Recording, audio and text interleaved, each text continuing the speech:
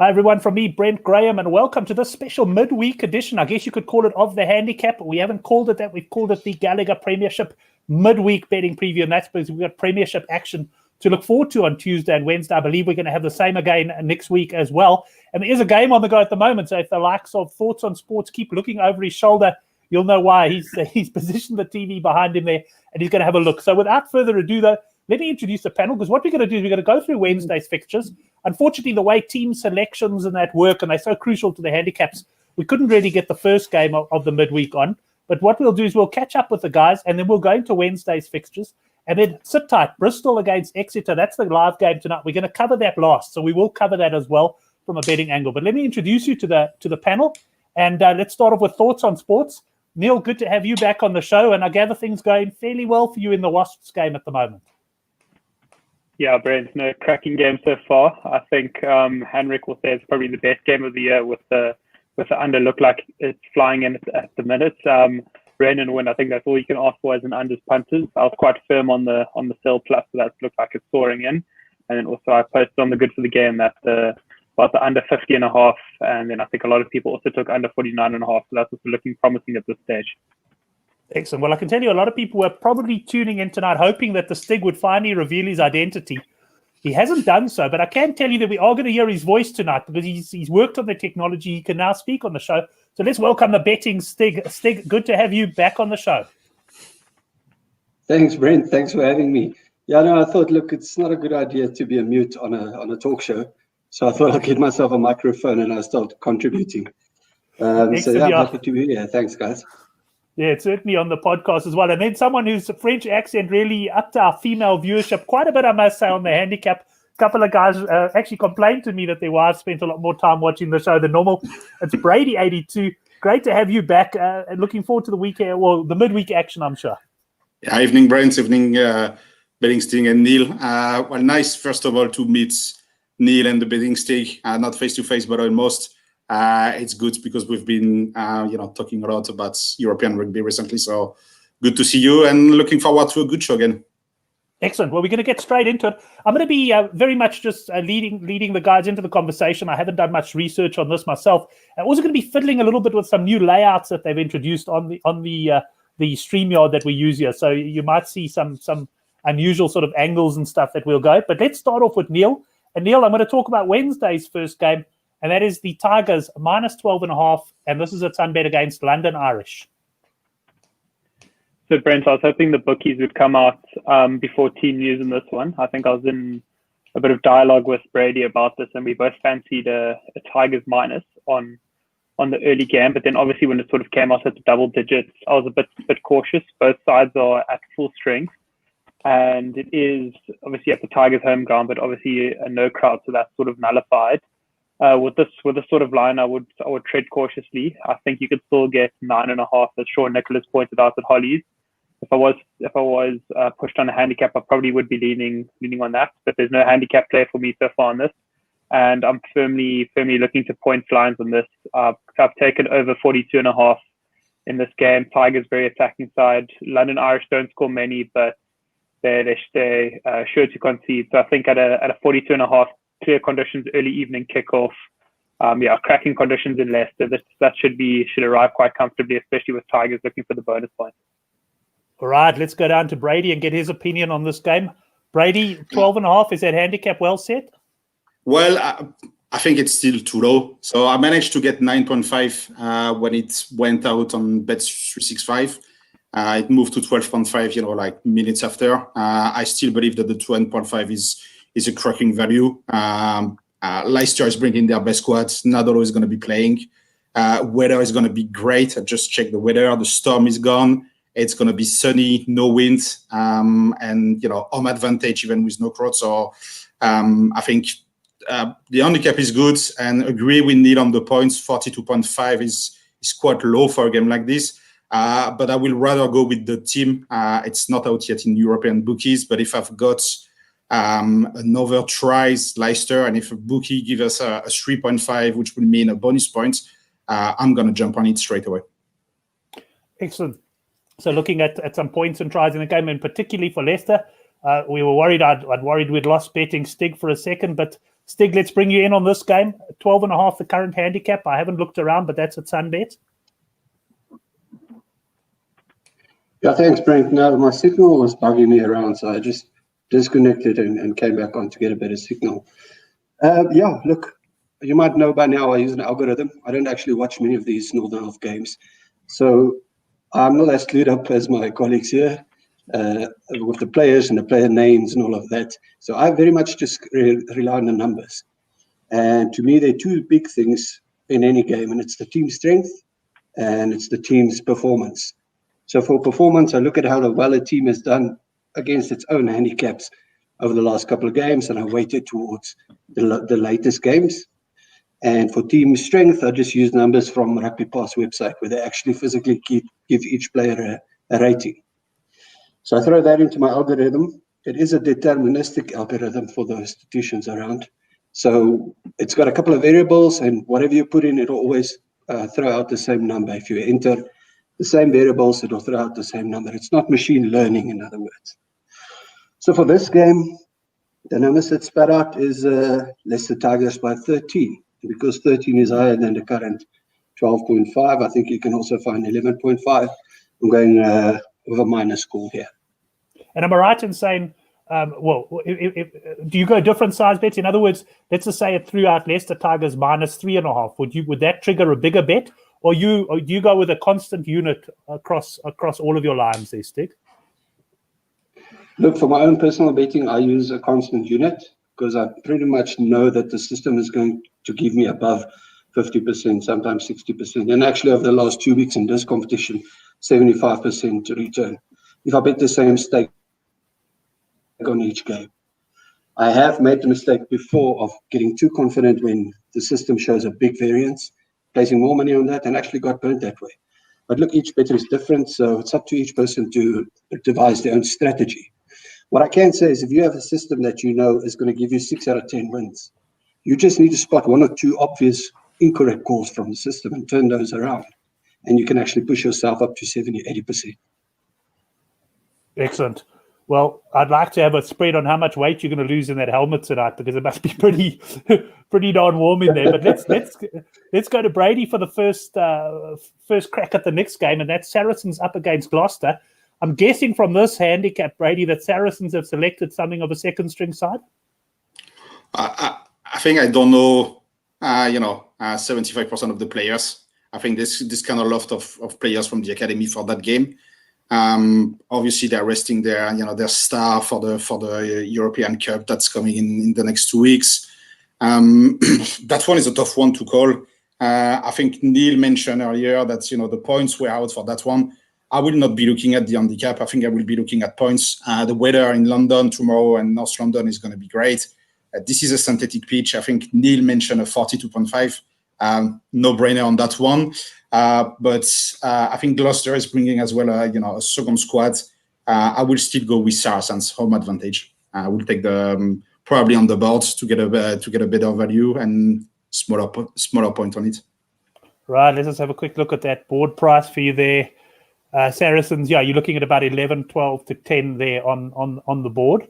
So let's go to. We'll actually go straight back to Stig now to get his opinion on this game. Stig. Yeah, I agree with Brady there. My number says Saracens actually to win the game. Saracens by 3. So I'm going to go. Well, my advice would be plus 2.5 if you can find it. But my own betting, I'll go Saracens on the board. Just take Saracens for a win. Yes, they are resting a lot of players. I can tell you the score for Saracens on Rugby Pass. The average total for the game, they've dropped by about 10 points from a 77 to a 60 or 68 actually by 9 points.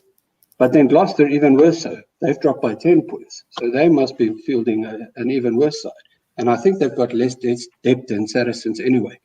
So to me, it makes sense that the system is saying back Saracens here. Right, so we got 2 Saracens on the board, and let's see what Thoughts on Sports goes with. Brent, when this handicap first came out, I saw Saracens plus 4.5, and I jumped on that. I knew that both Saracens and Gloucester would be fielding weakened sides after putting out the Stars on the weekend. So I sort of was waiting in anguish. I thought it would come out at a bit of a choice game, and I've got to back the Sarries Academy graduates here, and I haven't taken anything of Sarries on the board yet. I probably would be a bit tentative too, just because I got my hands in the pots of the 4.5. So I'm pretty happy with that sit right now. And just with regards to points, I think the over 42.5 is an absolute cracker. I think anyone who knows me as a rugby punter knows I'm a big unders punter. You're always winning your bets until you're not when you're on the unders. So it's always for me the right way to go. But just with that over 42.5, cracking weather up in North London at the Allianz Stadium, synthetic pitch. Sarries is a huge overs ground. I looked at the fixtures now, and over 42.5 has arrived in I think 9 of the last 10 games. It only didn't arrive in the Sarries Harlequins games. I think it was back in March, where it was about 23-16 end scoreline. So that finishes about 39 points. So yeah, I think that you don't often get Sarries at about 19.5. So if you're going to take that as over, you're going to take the over 42.5 for your boots. I think that's golden. Right, overs there, and the guys do seem to be united on Saracen. So good. It's always nice when the panel do align. Let's move on to the next game, though, and I'm going to start off with this one with you, Stig. We've got the Worcester. Is it the Worcester Warriors minus 5.5 against the Harlequins plus 5.5? That's the line that I got. Yeah, that's right. Worcester against Harlequins, and both of these teams again, they had to dip into their stocks, and they're actually putting out some weakened sides. Look, Worcester is higher than Harlequins in terms of team strength. In terms of form, you can't really bring form in too much if you're playing 5 or 6 different players. But in terms of form, look, Harlequins have done very well in that first game, where they actually beat Sale, it was. And Worcester hasn't had the best of it. They're actually the worst in terms of form. But against all of those things that I've just said, just still going to back Worcester. The system is saying Worcester by 9, so I'm going to go minus 4.5. Right, minus 4.5 there. And before we go on, I just want to remind everyone that the handicap Rugby Chat That Matters, that takes place live on Thursday at 9 o'clock. We'll be having a look at Super Rugby AU and also having a look at some of the Premiership games. Also, just to mention, Betting Stig, he's going to have a page up on Good for the Game, so you'll be able to go and have a look at his plays there, and also get a bit of a recap from him, see how he's going with his predictions on that. Let's go to thoughts on sports and get his opinion on this game.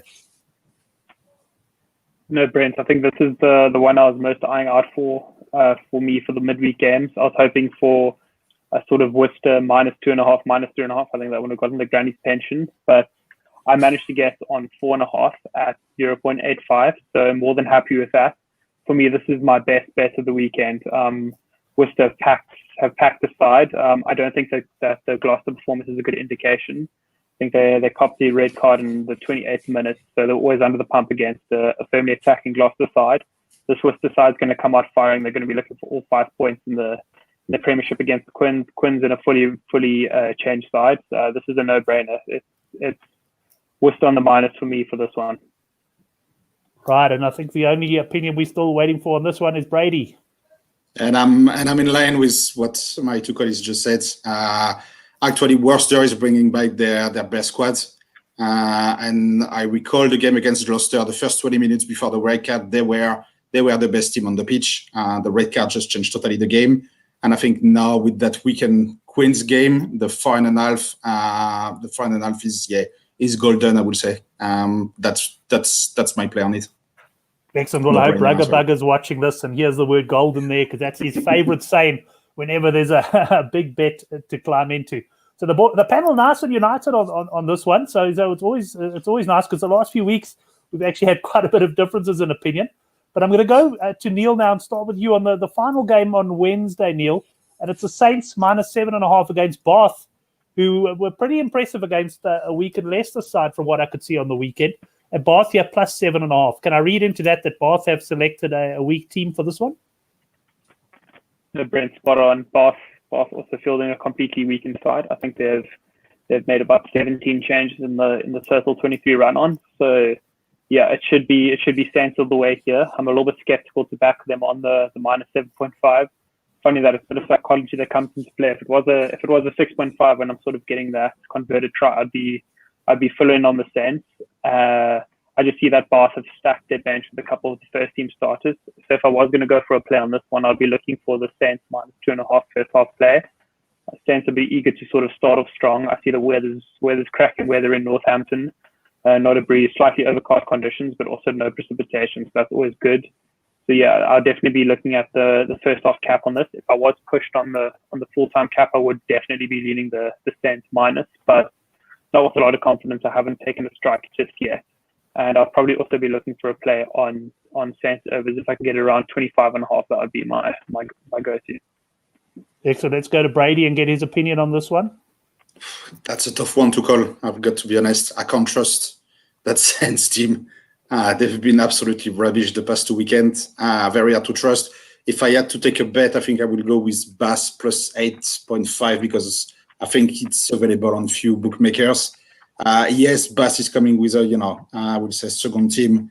Their bench is strong, and I just can't trust the Saints. So maybe the handicap halftime could be good, but apparently it's going to be windy in Northampton, and you need to see who's going to get the win in the back in first half before taking this kind of handicap. I'm really, really careful right now. In England, there's a lot of wind, so you really need to be careful when you go with those halftime handicap. Maybe a second half handicap for Bass if it's available. I haven't seen anything yet. To be honest with you, I will go with the Bass plus 8.5, and that would be a very small play if I had to, and then probably something in play because the game is going to be on TV. That's quarter to 8 games here, so in play will be the best move for me on that. Right, looking at the in-play option there, and let's go to the Betting Stig and find out where he put this line.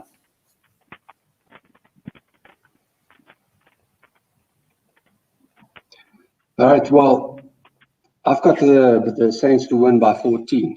So it's definitely going to be a minus for me here. 6.5 would be nice. It is 7.5 at the moment, but I'll take it. Look, Northampton are at home, and I must just say, usually the algorithm does have a factor in for a home ground advantage. But at the moment, I just make that factor a 0 because without crowds, it doesn't really seem to boost any of the teams. So, look, if Bath didn't play a weekend team, it would have been Bath all the way. And I can't believe I'm saying Northampton after last weekend's first half performance against London Irish. I think I said on the WhatsApp group, Bath will kill this Saints team. But then, look, Bath fields a very weakened team, and you've got to go with Northampton here. Northampton in the first two handicaps, they actually lost by 17. That was that first game we spoke of. And then they beat London Irish handicap by 16.5. So on average, they're still on a 0, but Bath has actually done very well. They beat in both their caps, first by 5.5 and the next one by 10.5. That's why I'm saying if this was a full-strength Bath team, it would have been Bath all the way. But I got to trust the system. I've got to go with Saints here, even though I don't really believe it. That might be one that I want to turn around in my own personal betting. But I don't want to be jumping around too much, so I'll tell you what the system says, Northampton by 14. So it's going to be minus 7.5 for me there. Back the system. That's the way. Have the confidence. Lovely stuff. Let's go over to Brady now and get his opinion. This is now tonight's game, Brady. So this is kicking off, I think, in about 25 minutes South African time at about 8:45, probably 8:45 there where you are. And what we got here is a line of 8.5 points. Bristol favourite over Exeter. And I can tell you, and I'm sure the points line is pretty much the same everywhere, 42.5 points when I had a look just before the show. So what are your thoughts on this one? Exeter handicap. Managed to get some 10.5 when it went out yesterday at lunchtime. Yes, Bristol is bringing their big guns. Yes, Exeter is doing a turnover. But still, Exeter, I was checking just before the show, they haven't lost a game in the Premiership by more than 7 points for the past 2.5 years. It's home or away. Same. So, they are strong. Baxter knows what he's doing. The weather apparently is going to be crap. It's going to be live in 5 minutes on TV, but apparently it's heavy rain and heavy winds. Exeter handicap all the way. No brainer. Exeter on the handicap on the plus. That's quite a stat there. A long time since they've lost by this sort of margin. Let's go straight to the Stig and get his line on this game. Yeah, I must say I agree with Brady there. There's no such thing as a weak Exeter team. And if I look at the scores on Rugby Pass, this website, and how they rate the team, it's still the strongest team that's been put out for this midweek round of games of all the teams. They come in at a 71, and that's their B side. If you check the scores for their pack of forwards, it's 80, 80, 90. Crazy forwards they're putting out. And apparently it's going to rain as well. So pick and go and mauling, I can just see Exeter playing away from Bristol strength. Bristol strength being the back line and throwing the ball around. I'm not sure if in the week Exeter's forwards is going to allow that. The game is won and lost up front, so I'm going to back Exeter there. Bristol, Radradra, nice to watch. We'll see how much more they're actually allowing. So I've also gone on the Exeter plus 10.5. I think at the moment you can still get 9.5. Excellent. Well, let's go to thoughts on sports and see if he's going to rubber stamp the other two selections or if he's going to throw a little bit of a curveball our way. Neil?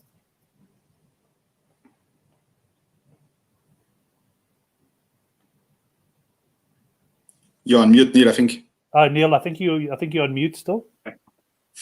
Yeah. Sorry. Oh, there we go. Sorry about that. So No just problem. a bit of insight is that Bristol travelled to Sandy Park, one of the biggest fortresses in world rugby. It's almost like the Christchurch Stadium in the Crusader land. And they came and they performed a very unlikely win against a full-strength Exeter side. So I think that back home at Ashton Gate in Bristol, Bears at full strength, Exeter resting their whole squad. I think it's a no-brainer to go on the minus here. I would be very tentative on the 10.5, but I managed to jump on the 6.5 at 7 to 10, slightly lower odds. Not always a fan of taking that, but for this game, I think it's an exception. At Sunbet had that. So I think when you're getting 6.5 on a full strength side versus a turnover side, I think it's a no-brainer. Bears are on 7 on the trot. They haven't lost in 7 games. Yeah, they've got huge momentum behind them. I just see they've got Omar Mion as their defensive coach, probably one of the best defensive coaches in the league. So I think it's Bears all the way for me here. With regards to the points line, probably very well priced at a 43.5. If anything, I probably would go unders just because that's the nature of my punting and it's been quite successful. But I'm probably going to stay away there, and I'm just firmly on that minus 6.5 Bears. I think it's golden. Right, and now I think it's going to be time then to get into the best bets. I think we've got everyone's opinion on that. Let's change the layout here, and we'll go to the best bets now. So let's start off with the Stig. Stig, I don't know if you're a level unit punter, potentially you don't necessarily have a best bet. But if I had to listen to what you said there, and if you had to ask me to pick your best bet, I'd have to say it would have to be Saints minus, just because of the big difference between the Stig line and the handicap. Yeah, that's it. It's the biggest line, so I'm going to go with Saints minus. Right, Saints minus as the best bet there. Brady, your best bet over the next day and a bit? That would be the one that I took, the Tigers minus 9.5.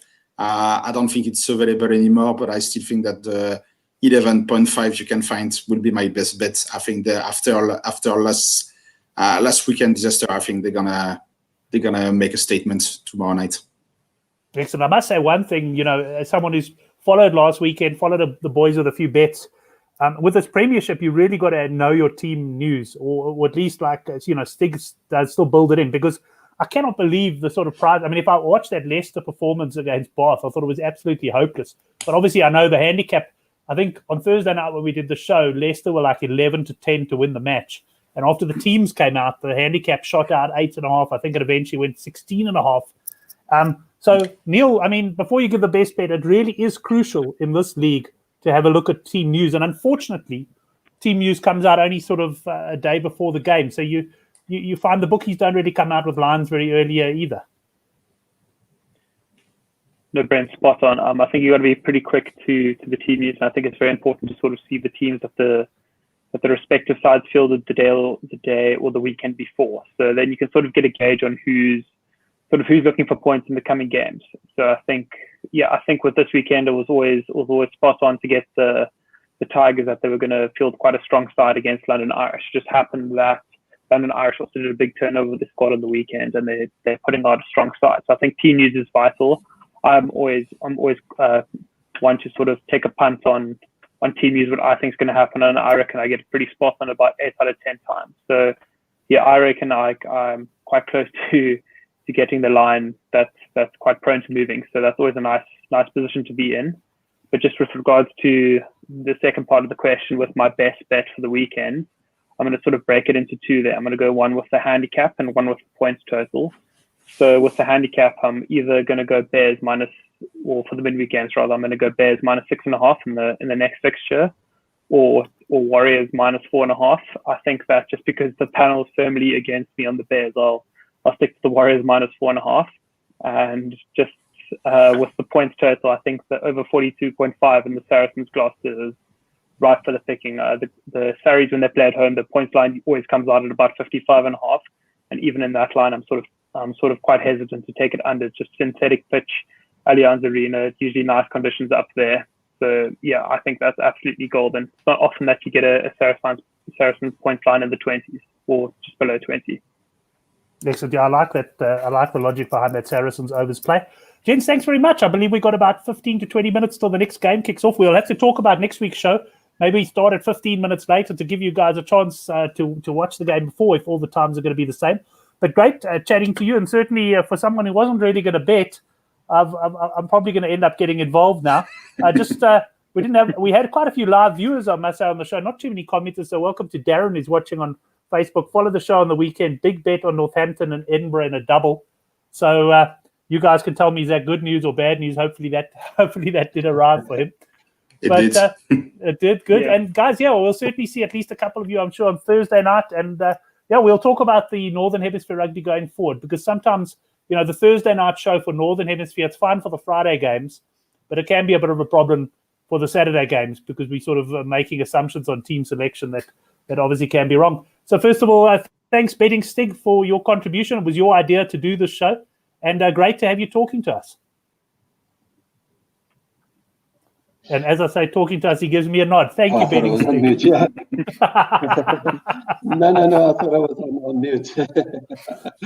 No, thanks. It was nice to be here. Just to note, Brady pointed out to me that there's no midweek games next week, so we'll skip it. It'll only be the following week. I think it's now every other week where there are midweek games. Yeah.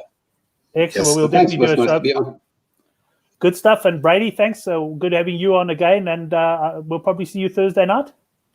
Yeah, probably. If there's space for me, then obviously I'll be there. Just one thing, I think for the Premiership is going to be tricky because the handicaps are not going to be out. They're going to wait Friday lunchtime when the teams are going to be out. So that could be tricky, but we could talk on the projected caps or something like this. Excellent.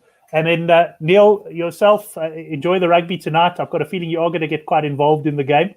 And we'll also be in touch with you on the Good for the Game forum, of course, and also on Twitter and WhatsApp.